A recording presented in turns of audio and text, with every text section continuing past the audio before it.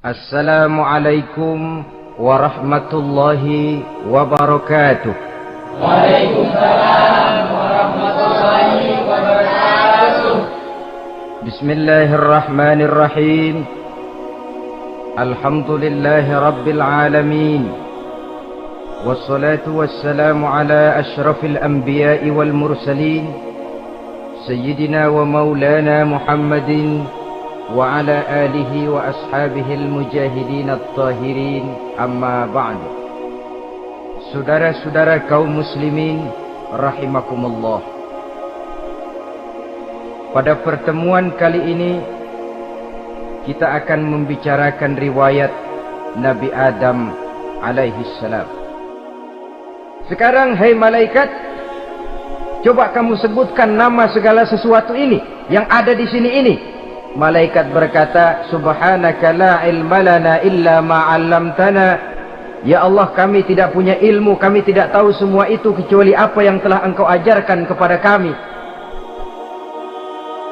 Kalau kamu tidak sanggup, Adam, sebutkan nama-nama semua itu. Adam menyebutkannya dengan lancar. Ketika itulah Allah memerintahkan malaikat untuk sujud kepada Nabi Adam alaihi salam. Sujud di sini bukan sujudul ibadah, sebab sujud ibadah kepada yang selain Allah haram. Tapi sujud di sini sujudut tawadhu' i'tirafan bi fadli Adam. Sujud merendahkan diri sebagai pengakuan terhadap keutamaan dan kelebihan Nabi Adam. Maka orang yang banyak ilmunya lebih utama dari orang yang hanya banyak ibadahnya. Bahkan iblis lebih takut kepada orang alim yang sedang tidur daripada orang goblok yang lagi ibadah. Model ini diceritakan dalam Ihya-nya Imamul Ghazali. Iblis masuk ke masjid mau menggoda orang lagi sholat. Sudah masuk di pojok masjid, dia lihat orang lagi tidur. Ngacir iblis keluar, cepat bener, pucat mukanya. Ketemu di jalan sama temennya, kenapa lari, Mas?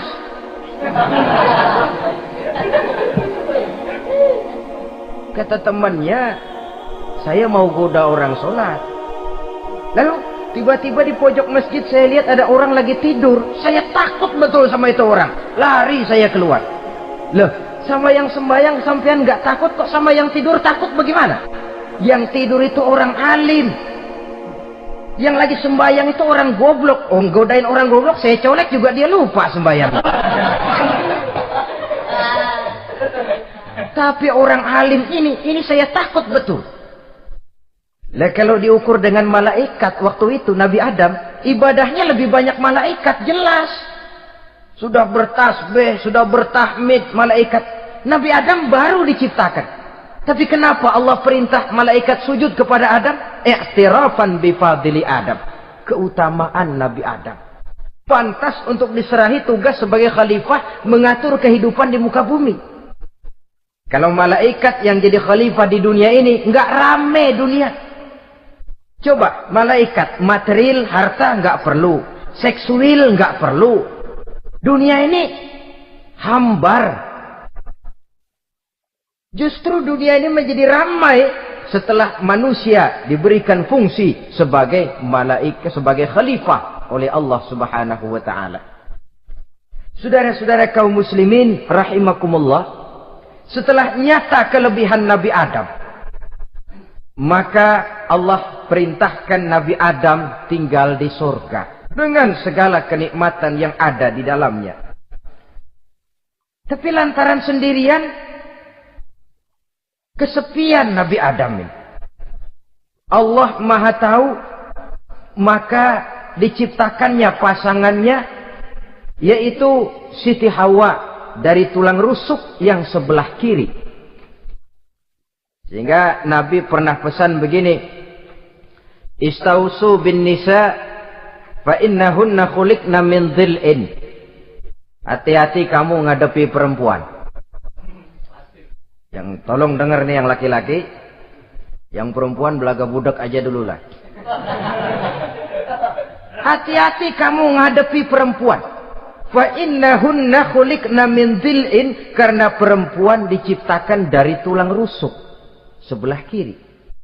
Apa watak tulang rusuk? Tulang rusuk itu kan bengkok. Perempuan tuh begitu, didiemin aja bengkok terus, dikerasin patah.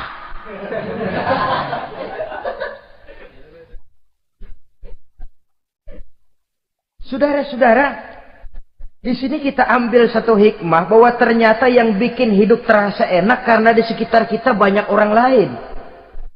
Bodoh manusia kalau dia merasa bisa hidup sendirian. Tinggal di tengah kampung tapi gayanya gaya orang tidak mau kenal dan tidak mau tahu sama tetangga. Jangankan di dunia, di sorga saja Nabi Adam karena sendiri, kesepian. Apa saudara mau tinggal di Jakarta? Apa saja di Jakarta, sudahlah milik saudara. Hotel Indonesia dikasih saudara, Hotel Borobudur punya saudara, Monas buntel bawa pulang. Semanggi ambil, tapi di Jakarta saudara tinggal sendirian. Kira-kira enak nggak? Ternyata yang bikin hidup terasa nikmat karena di sekitar kita banyak orang lain. Begitulah Allah ciptakan Siti Hawa. Setelah diciptakan Siti Hawa, natur manusiawi. Nabi Adam mau main pegang aja. Kata Allah, hai Adam, jangan kau sentuh sebelum kau bayar maharnya.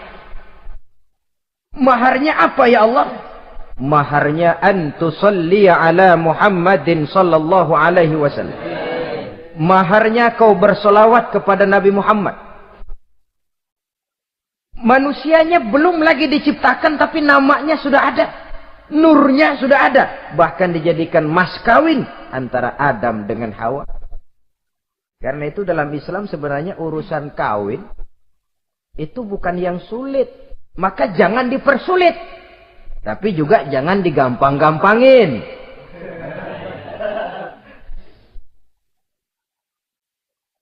Artinya yang namanya mahar ini, walaupun cuma sebentuk cincin besi kalau orang sangat tidak mampu. Bahkan dengan mengajarkan Fatihah saja sah sudah. Saya terima nikahnya Fulanah binti Fulan, dengan mas kawinnya saya ajarkan dia surah Fatihah. Kalau memang kere betul, tidak punya apapun, sah sudah itu. Agama ini mudah, karena itu jangan dipersulit, tapi juga jangan digampang-gampangin. Setelah itu Allah memerintahkan, ya Adam uskun anta wa zawjukal jannah. Hai Adam, kau dan istrimu tinggallah dalam surga. Wa kula minha ragadan haitsu syi'tuma. Segala makanan yang ada di dalamnya boleh kau makan. Pakaian yang aneka warna boleh kau pakai. Nikmati seluruh fasilitas yang ada di surga ini. Cuma atu aja Adam. Yang lain boleh dah. Mau ngapa pakai atu aja jangan. La taqraba hadhihi syajarah. Jangan kamu dekati pohon khuldi itu. Dekat saja jangan. Apalagi sampai metik. Jangan Adam. Saudara, ma'asyiral muslimin, itulah watak manusia. Kalau ada 10 persoalan, yang 9 boleh, yang 1 tidak boleh, yang tidak boleh yang bikin dia penasaran. Gua pengen tahu ngapa kagak boleh sih. Timbul penasaran. Apalagi iblis selalu berusaha. Sebab pada waktu malaikat disuruh sujud, semuanya sujud kepada Adam. Iblis tidak mau sujud. Tuhan tegur iblis, kenapa kamu tidak mau sujud? Mana mungkin Tuhan, saya akan dibikin dari api, kata iblis. Adam dari tanah, unsur api lebih mulia dari unsur tanah. Masa saya harus tunduk kepada Nabi Adam? Gengsi dong. Adam kan anak kemarin sore baru dibikin, masa saya harus tunduk kepada orang yang macam itu? Ini kan perintah aku iblis. Kalau kau tidak mau tunduk, keluar dari sorga ini. Terusir iblis dari sorga karena kesombongannya tidak mau sujud kepada Adam. Nah, logika, kalau udah di sorga aja sombong diusir, Apalagi yang masih tinggal di pinggir kali, sombong.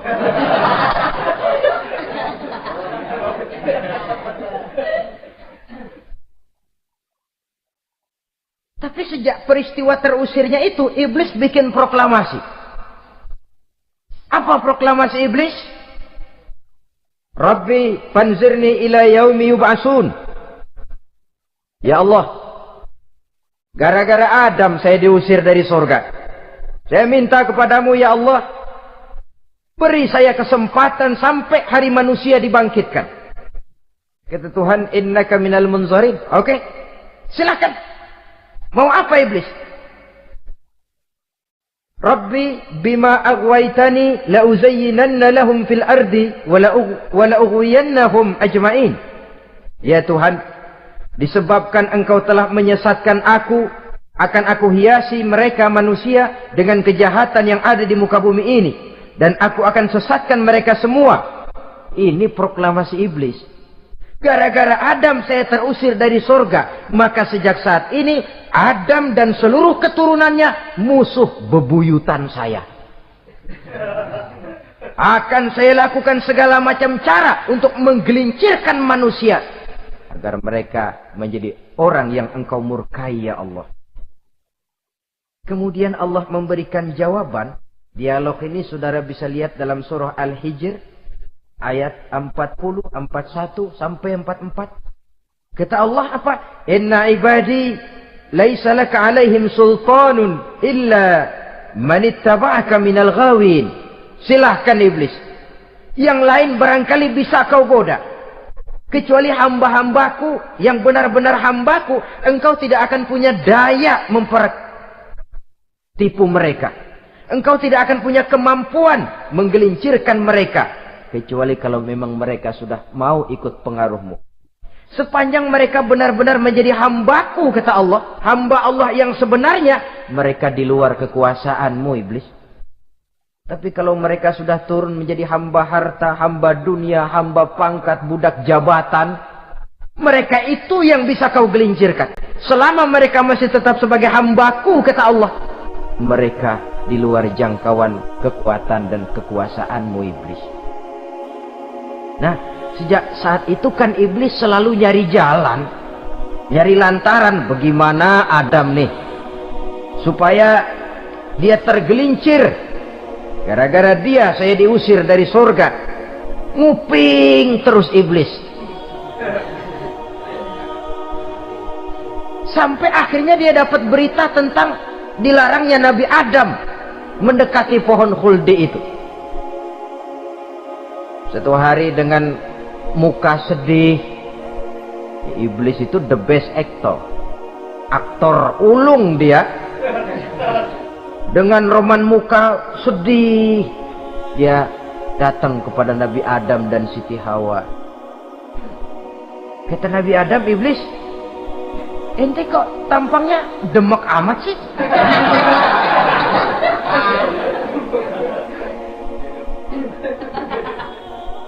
Kenapa begitu sedih? Adam, saya sebenarnya tidak ada yang bikin saya sedih. Cuma saya dapat berita bahwa engkau tidak akan selamanya di dalam surga ini. Wah Adam, kalau engkau bisa tetap tinggal di surga bersama istrimu, alangkah bahagianya saya, kata iblis. Tapi saya dapat kabar ente nggak bakalan lama-lama di surga. Buktinya ente dilarang makan buah khuldi. Khuldun artinya kekal. Kalau kau makan buah itu, kau akan kekal di surga Adam. Tuhan nggak pengen, makanya dilarang. Wa qasamahuma inni lakuma laminan nasihin. Untuk memperkuat omongannya, sumpah si iblis. Bener Dam, saya sih ngomong cuma buat kepentingan ente. Saya sayang sama ente. Yang tahu cuma saya dah. Bicaranya seolah-olah untuk kepentingan Nabi Adam. Sebenarnya tujuannya tidak lebih menjerumuskan Nabi Adam. Begitu iblis zaman dulu, zaman Adam, dan begitu iblis zaman sekarang.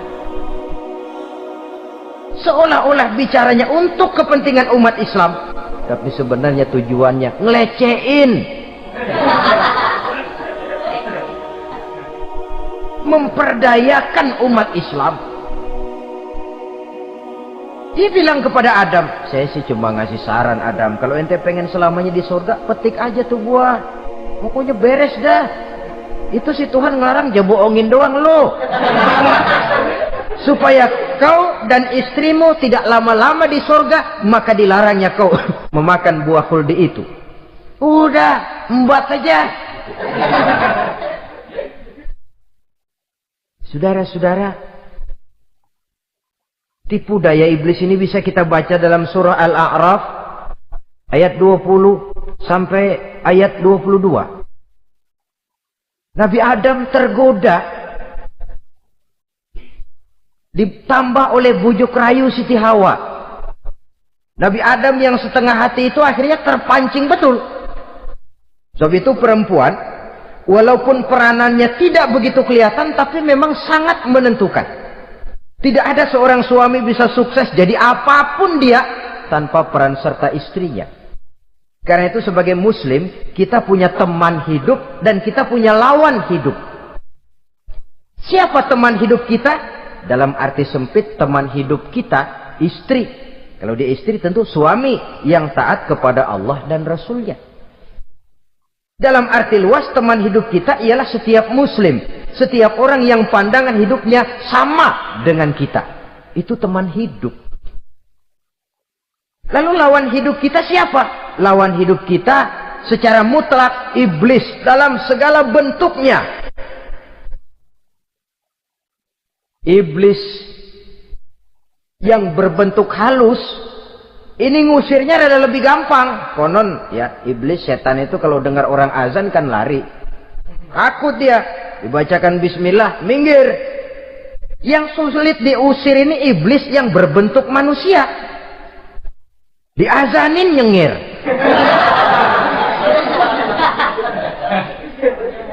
Gawat ini. Saudara-saudara, ini musuh dalam artian mutlak. Sedangkan musuh dalam artian ideologis, setiap orang yang pandangan hidupnya tidak sama dengan kita. Bahasa langsungnya, setiap orang di luar Islam secara ideologis, ya. Adapun secara manusiawi, kita tetap toleransi, saling menghormati, setuju dalam perbedaan pendapat, kembali kepada prinsip lakum dinukum. Kewajiban saling menghormati sesama manusia, tapi secara ideologis tidak ada kompromi. Begitulah Nabi Adam tergoda. Dan begitulah iblis selalu menggoda keturunan-keturunan Nabi Adam sampai kepada kita sekarang ini. Tiap kali kita hendak melakukan berbagai kebaikan, iblis ini mulai bisik kasar, kusuk, kesek. Saudara tadi dari rumah mau berangkat niat dengerin ceramah macam ini. Apa dikira iblis enggak? Wah, gatal iblis. Kata iblis, alah jangan bertingkah lah dengerin ceramah. Ceramah mah urusan 70 ke atas.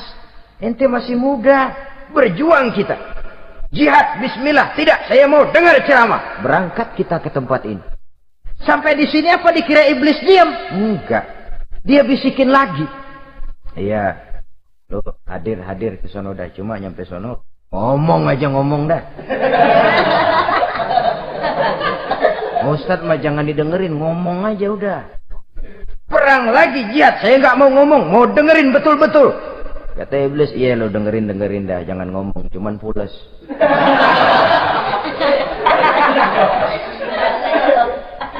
Segala macam cara dilakukan oleh iblis untuk menggelincirkan manusia. Ketika Nabi Adam mengambil buah khuldi itu, datanglah murka Allah. Adam, seolah-olah kalau bahasa kita, kelewatan kamu Adam. Dari belum ada aku ciptakan engkau. Barangkali kau merasa kesepian, aku ciptakan Hawa. Aku tinggikan derajatmu dari malaikat sampai malaikat sujud kepadamu. Aku perintahkan kau tinggal di surga dengan seluruh fasilitas yang ada di dalamnya. Cuma satu yang aku minta, Jangan dekati pohon huldi, engkau tidak sanggup Adam. Keluar dari surga ini. Terusir Nabi Adam dan Siti Hawa dari surga. Turun ke dunia ini. Turun terpisah lagi. Ya Allah. Orang itu kalau biasa susah, ketemu susah sih menglalap namanya. Makanannya. Tapi biasa seneng ketemu susah. Ini yang kalau tidak kuat mental. Tengoklah zaman sekarang kan nih. Kalau tuan-tuan rajin baca pos kota. Kayaknya nyawa murah bener. Pasal duit 100, nyawa hilang. Pasal diputusin pacar, begon ditenggak. Gantung diri pakai tali plastik. Murah betul kelihatannya jiwa itu. Sehingga pantas kalau Nabi pernah katakan irhamu salasatan minan nas, sayangilah 3 macam manusia. Pertama, azizan zalla, orang mulia yang jatuh hina. Pejabat tinggi kalau pensiun kesian bener. Ya Allah. Udah nggak ada yang ngasih hormat, tanda tangan nggak laku. Azizan zalla, orang mulia yang jatuh hina. Yang kedua, ghaniyan qad iftaqara, orang kaya jatuh miskin. Dari hidup serba ada jatuh melarat. Yang ketiga, faqihan yal'abu bihil juhal, ahli fikih ngerti hukum tapi dipermainkan oleh orang-orang bodoh yang kebetulan punya kekuasaan. Lalu keluar fatwa sesuai dengan pesan sponsor. Yang halal bisa jadi haram, yang haram dibikin remeng-remeng. Ahli fikih dipermainkan oleh orang bodoh. Kasihan betul. Terpisah Adam dengan Hawa ini. Adapun Nabi Adam turun menyesal dengan seluruh kesalahannya. Sujud, taubat, menangis. Menurut riwayat 300 tahun beliau sujud seraya membaca Rabbana zalamna anfusana wa illam taghfir lana wa tarhamna lanakunanna minal khasirin. Ini doanya Nabi Adam, ya Allah, kami telah zalim kepada diri kami sendiri. Andai kata Engkau tidak kasihan, tidak memberikan ampun kepada dosa yang kami lakukan, sungguh kami termasuk ke dalam golongan orang-orang yang rugi. Ini yang dibaca Nabi Adam dalam taubatnya. Di akhir taubatnya, Nabi Adam munajat kepada Allah, ya Allah, dengan kebesaran Muhammad ampunilah dosa saya. Allah tegur, kaifa araftahu ya Adam walam akhluqhu.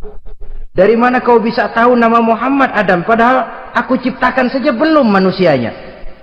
Kata Nabi Adam, pertama, ketika engkau ciptakan saya, engkau tiupkan ruh ke dalam jasad saya, terbuka mata saya memandang ke bawah arasmu, di sana nampak dengan jelas tertulis di kaki arasmu, la ilaha illallah Muhammadur Rasulullah. Taulah saya bahwa Muhammad ini orang yang paling dekat dengan engkau ya Allah, sampai namanya bergandengan dengan namamu di kaki arasmu. Yang kedua, ketika saya hendak menyentuh Hawa, kau juga yang mengatakan jangan kau bayar maharnya sebelum kau bersolawat kepada beliau. Saudara hadirin yang saya hormati, Nabi Adam diterima taubatnya oleh Allah. Kemudian dipertemukan kembali dengan Siti Hawa setelah sekian lama berpisah. Pertemuan itu terjadi di satu dataran luas, di satu padang yang luas, yang sampai sekarang dinamakan dengan Padang Arafat. Tempat para ibadah haji melakukan wukuf, yaitu puncak pelaksanaan ibadah haji.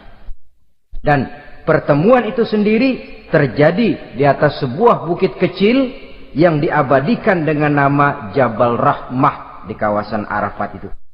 Di atas Jabal Rahmah itu ada satu monumen kecil untuk mengabadikan pertemuan Nabi Adam dengan Siti Hawa.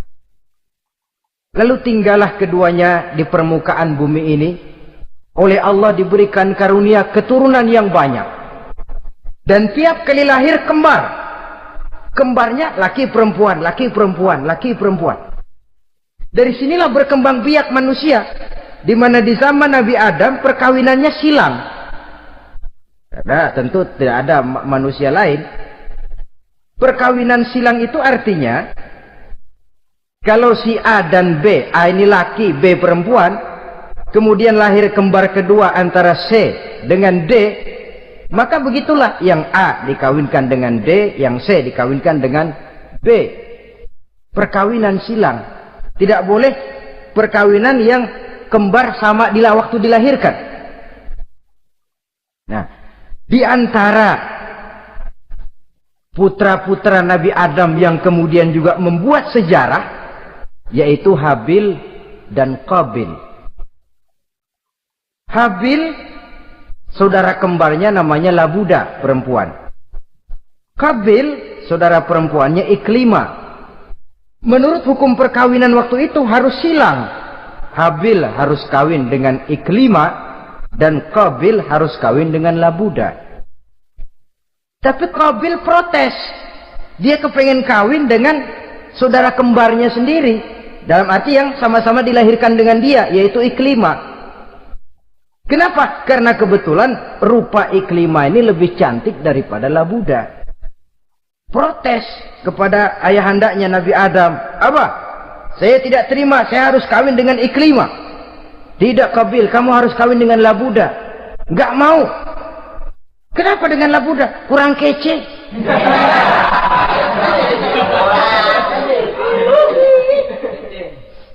Bertengkar, Nabi Adam tidak berhasil menyelesaikan, lalu diserahkan saja kepada Allah. Kata Allah begini saja, bikin korban. Kamu berdua, Habil, Qabil. Siapa yang korbannya aku terima, dia boleh kawin sama Iklima. Ternyata korban yang diterima adalah korbannya Habil. Jadilah Habil kawin dengan Iklima. Tapi Qabil tidak puas. Dendam kesumatnya timbul, iblis ngilikin. Kresek. Akhirnya dibunuh saudaranya Habil ini. Inilah sejarah pembunuhan pertama dalam kehidupan manusia. Qabil membunuh Habil. Habis dibunuh bingung. Bagaimana naroknya ini mayat? Allah lalu memberikan petunjuk. Dalam Al-Maidah ayat 31 itu dijelaskan. Ada burung gagak berantem sama burung. Yang satu mati. Nah, oleh yang masih hidup, tanah ini dicakar-cakar sama kakinya dan sama paruhnya. Sehingga berbentuk lubang, bangkai saudaranya itu dimasukin ke lubang itu, lalu diuruk lagi pakai tanah. Oleh cakar kakinya dan paruhnya itu. Sehingga Qabil, cara ini bisa. Itulah sejarah penguburan pertama dalam perkembangan manusia. Oleh karena itu, Nabi memberikan penjelasan, man sanna sunnatan hasanatan falahu ajruha wa ajru man amila biha wa fi riwayatin wa ajru man tabi'aha. Siapa orang yang melakukan satu kebajikan, dia akan mendapat pahala dan pahala dari orang-orang yang mengikuti kebaikannya.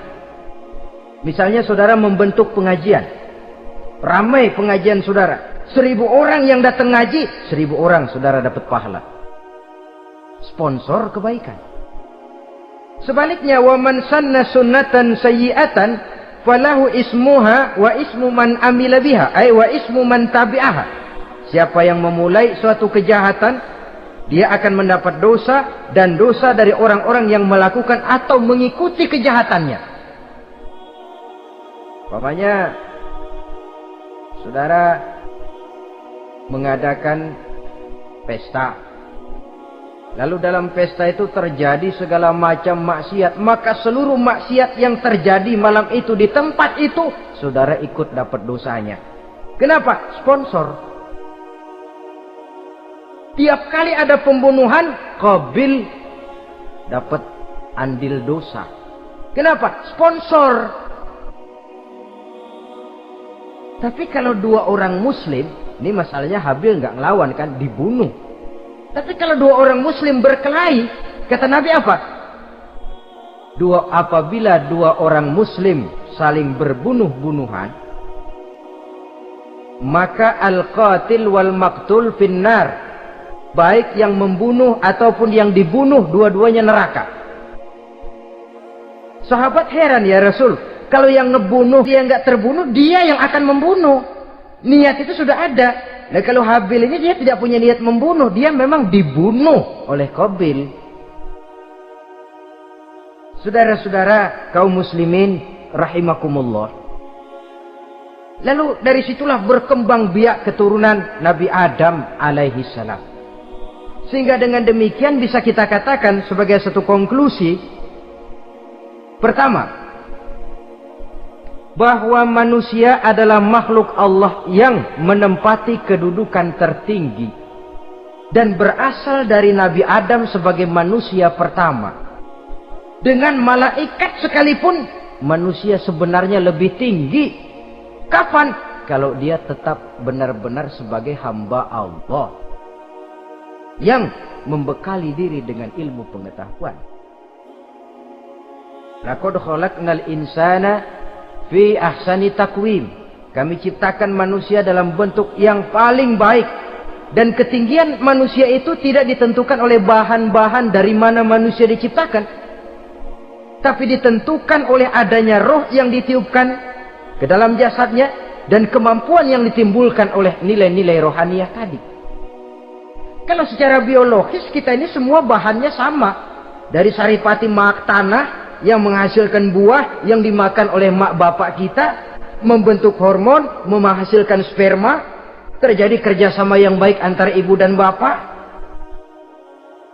sehingga kemudian melahirkan kita ke alam dunia ini.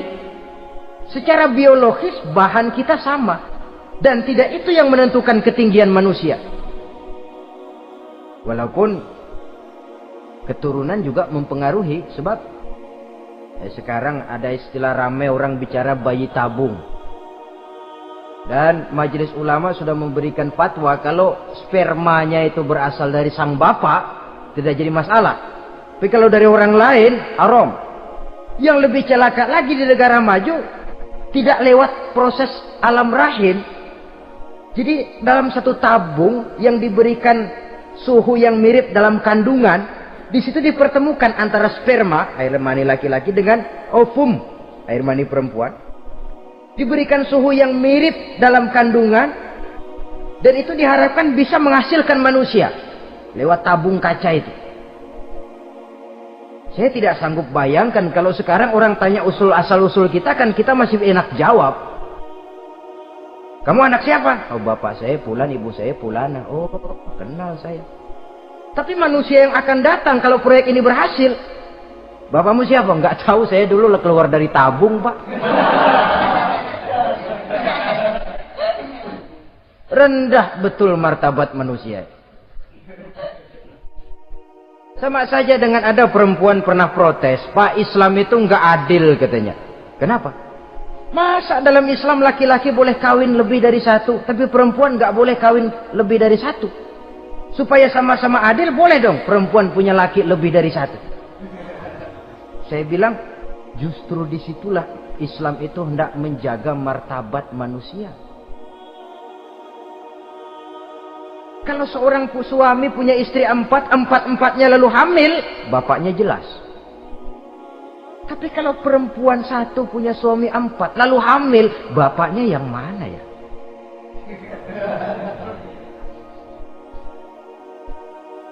Rendah martabat manusia. Ketika si bayi lahir, ibunya lihat, ini jidatnya kayak si ini. Sudah, ini anakmu saja nih, jidatnya jidat kamu.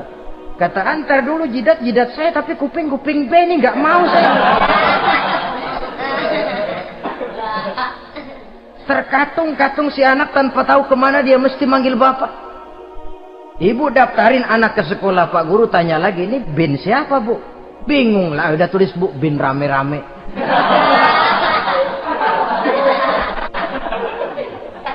Kan rusak martabat manusia kalau sudah begitu.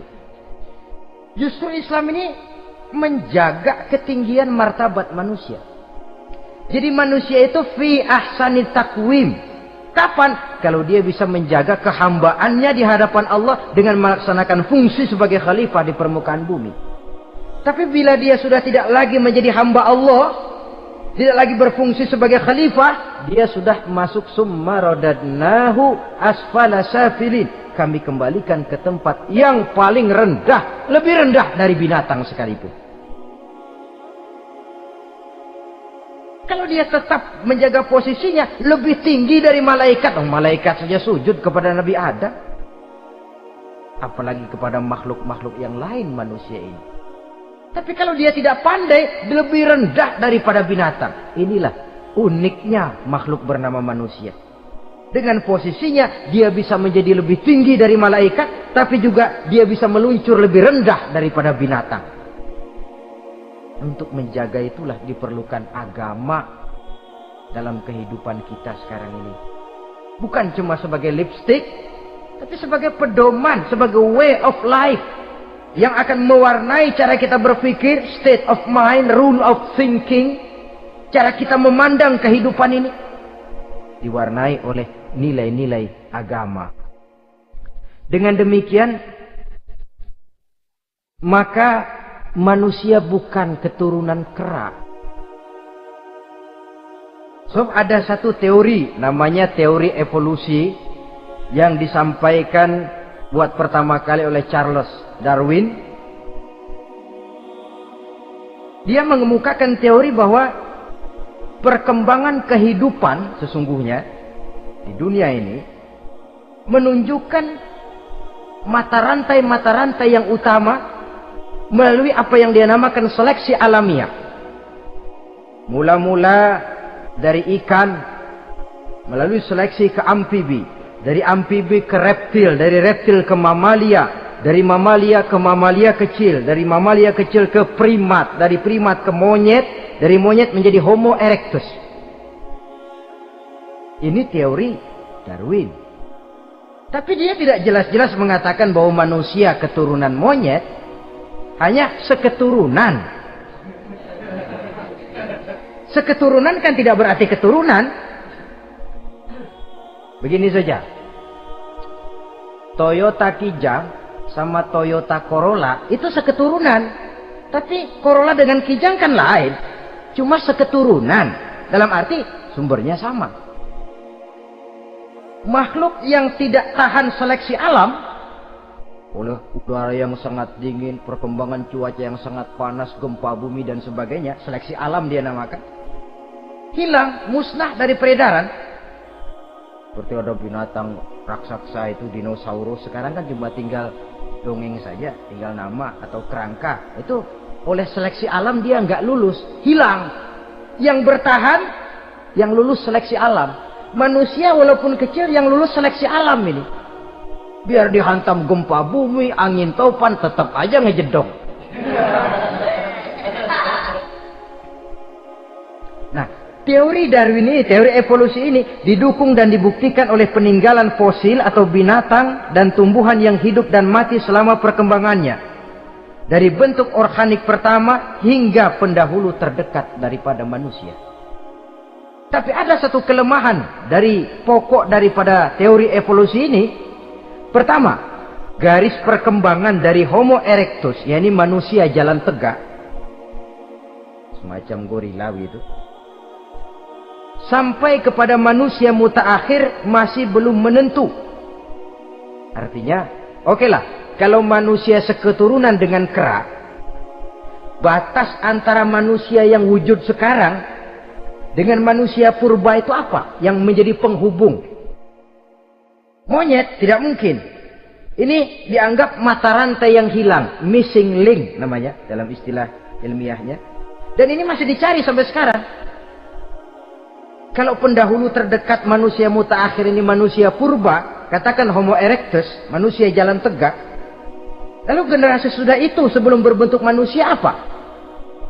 Ternyata sampai sekarang masih ada missing link, mata rantai yang hilang. Lalu yang kedua, teori evolusi berhenti kepada manusia mutaakhir. Kalau memang kita manusia sekarang ini hasil evolusi, tentu kita akan terus berevolusi lagi. Dan akan jadi apa kita nanti? Ternyata sudah ribuan tahun manusia tetap manusia begini-begini aja. Tidak berevolusi kita ini. Apa lalu matanya jadi cuma satu di tengah? Hasil evolusi? Kan tidak. Tidak berevolusi. Jadi kembali kepada Quran, manusia pertama adalah Nabi Adam. Dan manusia-manusia berikutnya keturunan daripada Nabi Adam. Dan bukan hasil evolusi daripada monyet. Juga tidak akan berevolusi kemana-mana. Kalau demikian, benarkah teori evolusi? Untuk mengatakan mutlak benar, bukan wewenang kita. Untuk mengatakan salah total, juga kebenaran ilmu adalah relatif sebagai relatifnya daya pikir manusia.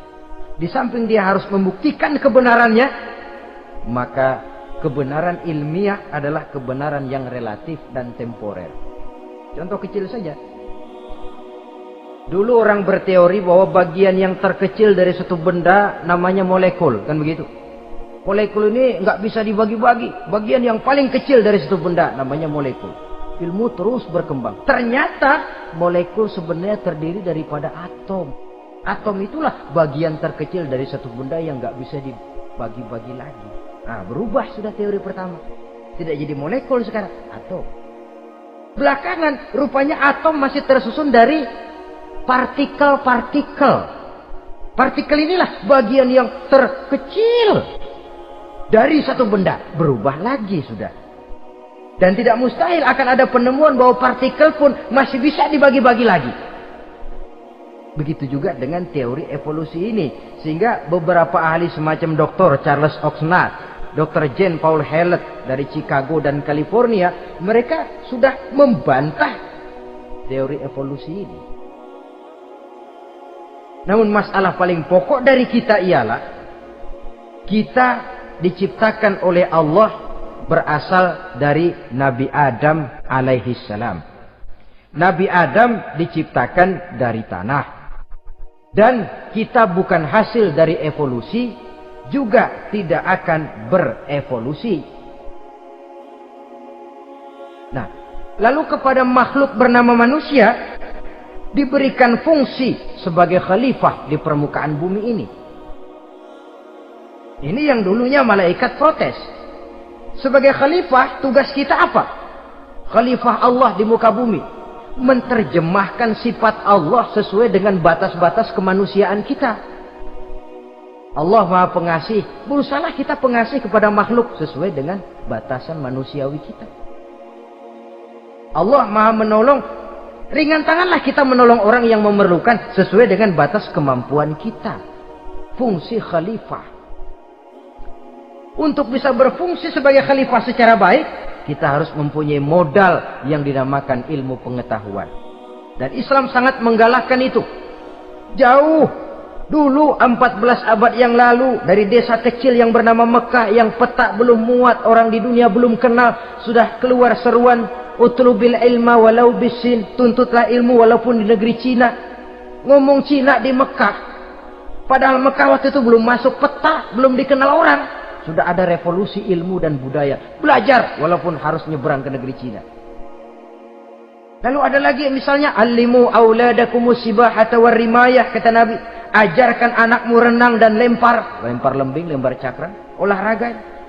Satu tanda Islam agama masa depan. 14 abad yang lalu di Saudi Arabia, Nabi mengajarkan ajari anakmu berenang. Kalau Islam agama untuk orang Arab saja, mau berenang di pasir. Tapi wawasan pandangannya luas. Bahwa Arab sebagian besar memang Islam, betul. Tapi Islam bukannya Arab, itu juga jelas. Sepanjang kita masih menjadi khalifah Allah, maka sepanjang itu kita fi ahsani taqwim. Nah, sebagai khalifah Allah kita bertugas membudidayakan alam ini. Kita kadang-kadang terlalu. Ada ayat, wa ma min dabatin fil ardi illa 'alallahi rizquha. Semua yang melata di muka bumi dijamin rezekinya oleh Allah. Ayat itu betul. hak karena datang dari Allah. Bahwa rezeki disediakan di muka bumi, memang. Tapi rezeki itu tidak turun begitu saja laksana jatuhnya embun di waktu pagi. Kita harus berusaha. Dan usaha manusia mencari rezeki lain dengan ayam. Kalau ayam dari tahun atu. Nyari rezekinya tuh modalnya cuma ceker patok. Coba, dari tahun 1 ayam asal punya ceker, punya patok, sudah dapat rezeki dia. Nggak perlu masuk TK, SD, SMP. Tapi manusia cari rezeki, apalagi zaman sekarang. Persaingan hidup tajam, lapangan kerja sulit, tensi ekonomi tinggi. Masuk sekolah urusan, tamat sekolah urusan. Kadang-kadang dilema juga. Masuk perguruan tinggi negeri sulitnya setengah mati kayak unta masuk ke lubang jarum. Masuk perguruan tinggi swasta yang favorit biayanya selangit. Artinya tanpa membekali diri dengan ilmu, keahlian, skill, kemampuan, fungsi sebagai khalifah sulit untuk bisa kita laksanakan. Saudara-saudara kaum muslimin yang berbahagia, kalau fungsi khalifah ini mampu kita laksanakan, iblis putus asa sudah. Sebagai khalifah, di satu pihak kita menyembah hanya kepada Allah, di lain pihak kita membudidayakan alam ini. Ada apa sih di perut bumi? Minyak, gas, timah, emas. Ada apa sih di lautan? Pelajari lewat oceanografi, membudidayakan alam. Air sungai supaya arusnya nggak mengalir mubazir. Ada manfaatnya, bisa menimbulkan energi yang menghasilkan tenaga listrik. Bisa mengairi persawahan, irigasi. Bikin apa? Bikin dam, membudidayakan alam. Tapi juga mengislamkan budidaya itu. Bahasanya mengkulturkan natur, mengislamkan kultur. Membudidayakan alam dan mengislamkan budi dan budaya manusia. Sehingga apapun yang kita kelola dari alam ini nantinya akan untuk menunjang tugas sebagai khalifah, sujud kepada Qadhi Rabbul Jalil. Saudara-saudara, maka bersyukur kita oleh Allah dijadikan manusia. Tidak pesan, terima beres, cantik. Dari segi biologis maupun psikologis, tidak ada makhluk secantik manusia. Dibekali dengan agama di samping akal. Sehingga agama membimbing akal agar sampai kepada kebenaran yang hakiki. Kita sebagai keturunan Nabi Adam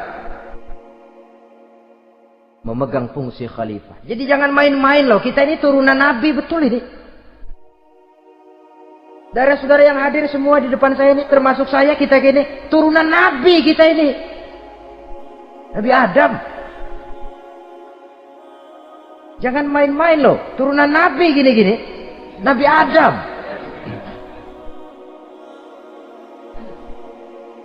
Sayang kalau posisi yang tinggi kita tidak melaksanakan fungsi yang tinggi. Sayang betul. Sebab itu manusia harus adil kepada dirinya. Dalam arti menjaga diri dari sesuatu yang bisa menghancurkan ketinggiannya dalam pandangan Allah. Jadi kalau kita sudah lemparkan diri ke meja judi, hanyutkan diri ke tempat mabuk, hancurkan diri di tempat maksiat, itu sudah tidak adil kepada diri sendiri. Tidak bisa menjaga ketinggian yang diberikan Allah kepada kita. Dikasih baju bersih, dicemplungin di comberan, diinjek-injek lagi. Kita ini diciptakan fi ahsani taqwim.